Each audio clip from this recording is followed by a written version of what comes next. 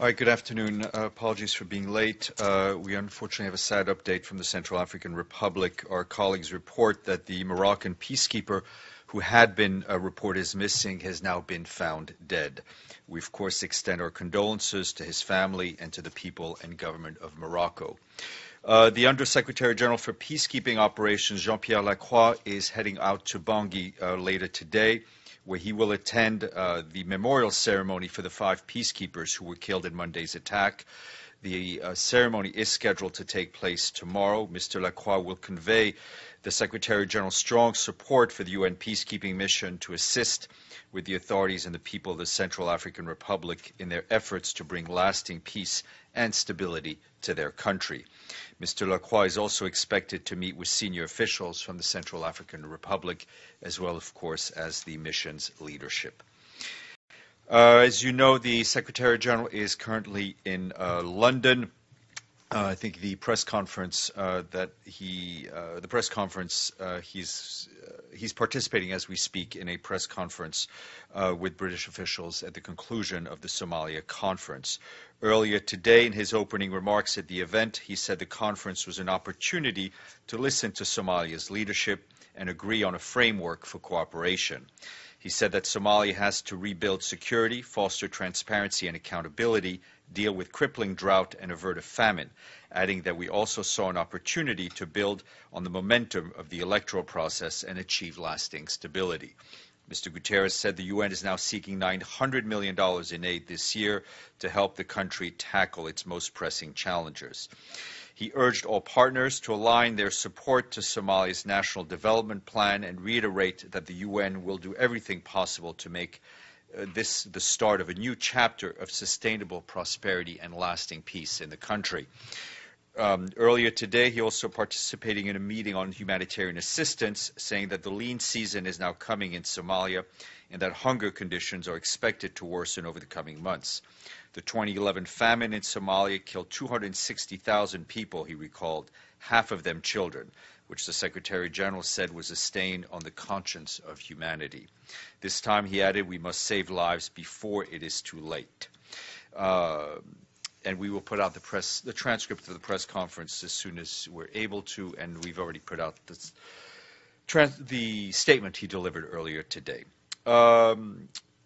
On South Sudan, the head of the peacekeeping mission in that country, David Shearer, spoke publicly a bit earlier today in Juba. He said that over the past 4 weeks, there has been an increase in the amount of fighting throughout the country.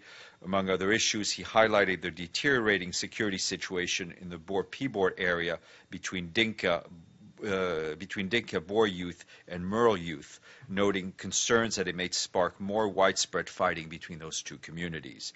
Mr. Shearer said the UN has been engaging with communities there over the past few weeks and that it is supporting efforts by the government and their first vice president to decrease tensions. And Staffan de Mistura, the Secretary General Special Envoy for Syria, told your colleagues in Geneva a bit earlier today about the preparations for the new round of talks between the Syrian parties next week. He said the talks will be businesslike and rather short compared to other meetings. He wanted to hit the iron while it's hot, he said, following the recent Astana talks. He added that those talks yielded some outcomes that are potentially promising. Mr. de Mistura added that the holy month of Ramadan will begin soon, which he admitted does have an impact on the timing of the talks. And we shared with you the transcript.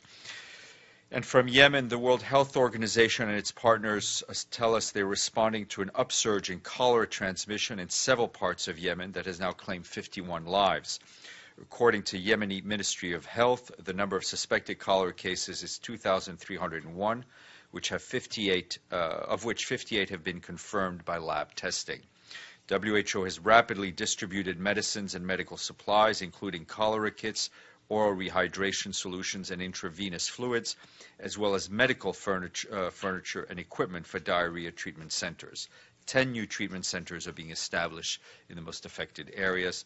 WHO is also supporting health authorities to establish oral rehydration therapy corners to treat mild and moderate dehydration due to diarrhea, starting with 10 oral rehydration centers in Sana'a. This approach will be replicated across different areas. And in Rome, the FAO and the World Bank announced today a new agreement to help countries improve rural livelihoods and protect their natural resources. The two agencies said the agreement will help countries achieve the SDGs by using FAO's technical expertise and the World Bank's resources to fund projects in areas in need, especially in situation of protracted crises and fragile states. More information from the FAO and the World Bank. And our dear friends at UNHCR today announced that a refugee food festival will be taking place in 13 major European cities this summer. The festival seeks to showcase refugees' cooking talents and facilitate integration in their new homes. Between the 15th and the 30th of June, some 50 restaurants will be opening their kitchens to refugee chefs from Afghanistan, Eritrea, Iran, Somalia, Syria, and Ukraine, to name just a few. More information on UNHCR's website. And at 2 p.m. in this very room, there will be a briefing by senior officials from Argentina and the International Council for Small Business on the new initiative to empower micro, small, and medium-sized enterprises as engines of good job creation, innovation, and sustainable growth. And the event's co-sponsored by the Permanent Mission of Argentina and the UN Office for Partnership, as well as the ISCB. And tomorrow, my guest will be Marc-André Blanchard, the chair of the Economic and Social Council Ad Hoc Advisory Group on Haiti and permanent representative of Canada to the UN. Mr. Blanchard will be here to brief you on the group's very recent visit to Haiti.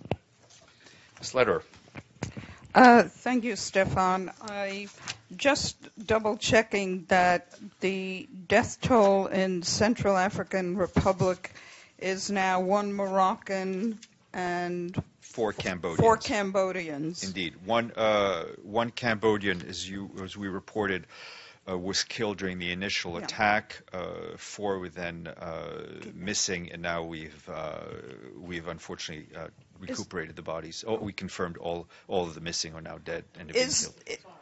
Yes, ma'am. Is there any update on the state of the injured, and what exactly is being done in terms of an investigation both by the United Nations and by the authorities in Central African Republic? Well, there are two things. I think, as always, when there's a death of a peacekeeper, there's automatically a board of investigation, and investigations will be conducted by the mission.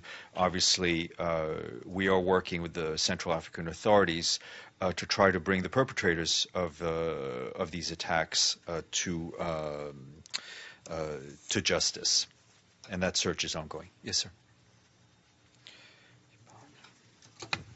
Thank you, Stefan. Follow up.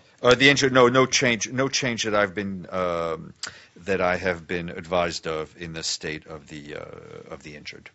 Yeah. Follow up on this. Do you have any more details about this killed Moroccan peacekeeper, like where he was found or who killed him exactly? Obviously, I think the information that we had was the attack was conducted by we think ex-Seleka militias.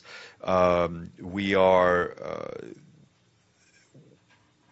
the mission working near the location of where the attack took place was able to recuperate a body, identify it, and is now bringing it back to Bangui. Matthew. In Cambodia, Hun Sen, in a speech to soldiers describing the peacekeepers' deaths in CAR, somehow said that this would tied this to the idea of civil war in Cambodia, and his direct quote was that his party should win all of the elections in 2017, 2018, and if you protest the results, quote, you will be cracked down on immediately by the armed forces. I don't care if war erupts. Given one, just generally, what do you think of such a statement? And number two, it's basically being tied. I mean, I haven't seen the exact text of what the Prime Minister said. What I can say is that we are extremely grateful for the presence of Cambodian peacekeepers, as we are with the Moroccans and all the others who provide peacekeepers, especially in a mission that is so fraught with danger as the Central African Republic. And from what we understand, Cambodia has said it would stand by its commitment and continue. The Cambodian troops would stay in Cambodia. As for the speech, since I haven't read it, I'm not going to comment on it. Speaking of speeches, yes. What happened with the Secretary General's London UNA? The video should be posted very shortly. We had some technical issues with the organizers, but we're putting the video. What about even just the transcript? No, we're not doing a transcript. The Secretary General spoke off the cuff. We will provide the video, and you are free to listen to it if you haven't already. I understand it was a paid entrance speech, and I just wanted to know what are the sort of protocols for that. It was a nominal fee. I think it's completely appropriate for a charitable organization, a not-for-profit organization such as the UN Association of UK, to ask for a nominal fee to recuperate the cost of getting the Westminster Hall and the organizational cost. I know they were discounted tickets for students and others. And I stand corrected, and I'm sorry I got mixed up. The suspects in the attack of the peacekeepers are anti-Balaka militia and not ex-Seleka. My bad. Okay. Yes, Matthew. Sure. I guess I have other things, but I didn't know it was going to go so quickly. So let me just ask you this. On the idea of Mr. Mark Lowcock replacing Stephen O'Brien, starting about a month ago, I began to hear that the switch was taking about, and some people describe pressure on the Secretary General. I don't expect you to acknowledge that, but who is behind the switch? Given that Mr. O'Brien hasn't been there that long, did the UK ask to switch the head of OCHA's, or did... First of all, we will confirm any appointments when we confirm it from here. It is the Secretary General's prerogative to put together his team of USGs as he sees fit, and I think that's what we've been seeing since he's arrived in office. When we have something to confirm on the leadership of OCHA, we shall do so. Did any country other than the UK communicate? When we have something to confirm, we will. Thank you. Olga, I will. You guys are waking up. Yeah, I forgot to raise my hand. I'm sorry. It's okay. Stefan, in his speech in February, Secretary General, in his speech to General Assembly, Secretary General announced the initiative to create a new counterterrorism department in the UN, and he said then that member states should come up with ideas and assessments in 2 weeks. So where are we staying now? Is this department created? Has it been created? Well, if I'm not mistaken, the outline of the project was presented to the General Assembly. We think it's on the right track, and we expect to announce a head of the department in the near future. Michelle. Thanks, Steph. Apologies if I've missed this, but has the Secretary General made any remarks or comment on the treatment of gay men in Chechnya, and has he had any conversations with Russian diplomats about this? I don't believe he's had any conversations with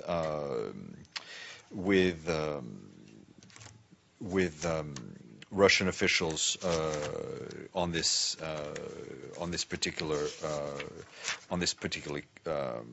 subject.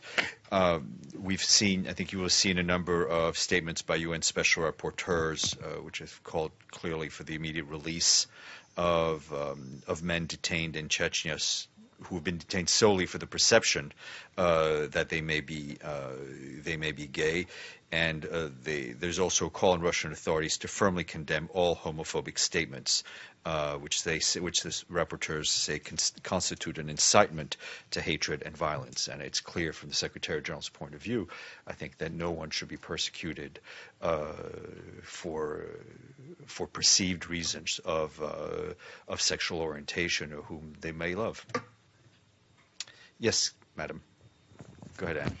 And Charles, Baltic Review. Today's Wall Street Journal reported that U.S. Defense Chief Jim Mattis met with soldiers deployed with NATO in Lithuania recently and said that the U.S. will bolster its ability to observe Russian military in the Baltic Sea region ahead of a major exercise by Moscow.